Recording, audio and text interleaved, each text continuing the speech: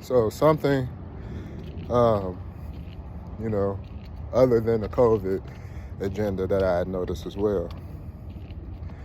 At times as men, if we're not under the correct leadership, that means older males, that means men of God, most importantly, that we can end up being led astray. Um, One of the reasons why I was shown, because, people, like I said, try to use my words against me, but one of the reasons why I was shown, um, that the Antichrist will not desire a woman.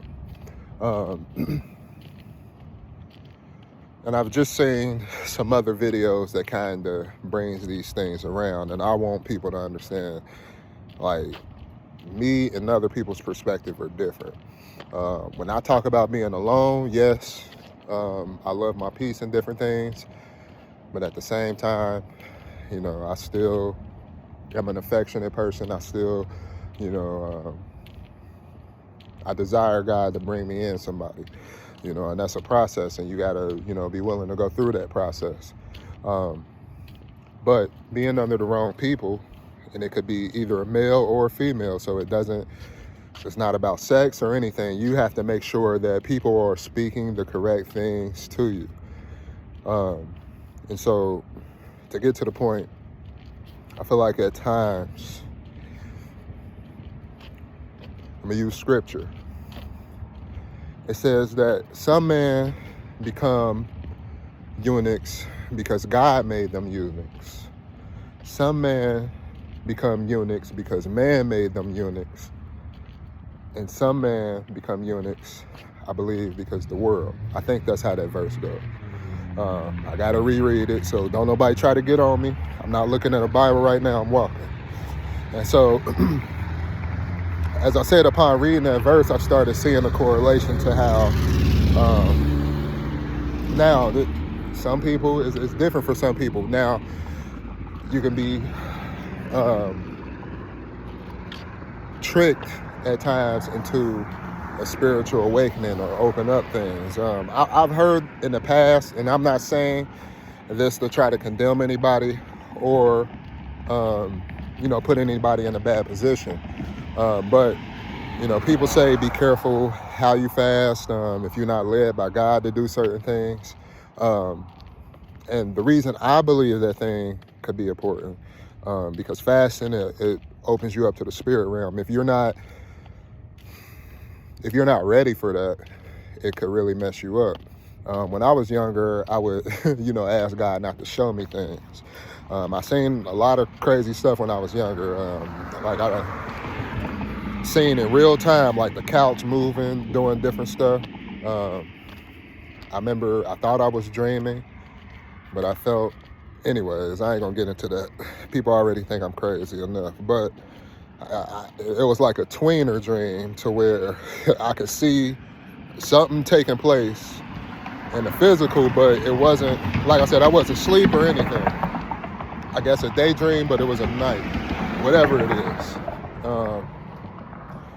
And so those different things, if we're not prepared, it can influence us to do certain things. There was this lady I was just talking about. She was talking about God at a point, but then she got into a certain point of the conversation where she started saying that she was clairvoyant.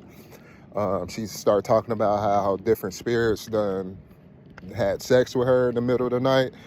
And I'm listening to this with an open ear, and I'm like, well, and she's a little bit older than me. She's like 42. And I'm like, you got authority over these things. They need your body. And so if you can see them, and that's one of the things that I think was at a detriment. If I had but either way, I ain't gonna get into that. I can still see, but it's like how a blind person sees in a way. I gotta feel my way around. But without trying to explain that too much to people, as I've said, that lady told me that, and it's like some people don't understand what they open themselves up to by engaging in the spirit realm. And that can lead you further into deception because, at one point you think you got the truth because it's crazy. At one point, in one instance, you could think you had the truth, but you being deceived because the enemy is letting you see certain things that you can't even discern, and that God is not shining his truth or his light on. And therefore, those things lead you further into darkness. When you got truth, you ain't gonna stumble, but if you do stumble, shoot, you got the truth to know what you fell over, get up and, get back on your path. But at times, and like I said, even with the different, like, for instance, with me, with the intention that I was getting, I had to step away from posting a few different times. And, it's partly because some of that attention did at times make me feel good. I'm glad I had the people that made it uncomfortable, because it provided a healthy balance for, my ego getting out of control. Like my ego never, gets out of control, in my opinion. Even though, that's hard for me to say when I admitted that I, had an issue of pride. But, as far as, thinking I'm better than somebody or anything, like, I try not to do those things. And I feel like one of the ways that people do that is by, if they have something that somebody don't, then they can then use that over a person. And so, as I've said, just to make a longer story shorter, I just ask God to never let me be deceived by a gift. Now, that doesn't mean that I wasn't, but even when I was deceived by something, I got the reason why afterwards. He would show me the reason why, because I would sit there and I was like how? Like, why? And then it'll be a reason why. And it might not even, like, at times it might not even be things that you would even deeply consider as the reason why. It's like, you mean I went through this because I said this about my cousin a couple years ago? And so, some of those things that we experience, God put us through those things to test us. Even things that we may be asking him to protect us from, if he allows it to happen, it's for a reason. And so, it's important to go to him for everything, even when you actually, go through trials and different things, and, learn not to trust yourself. Learn not to trust in your own ability.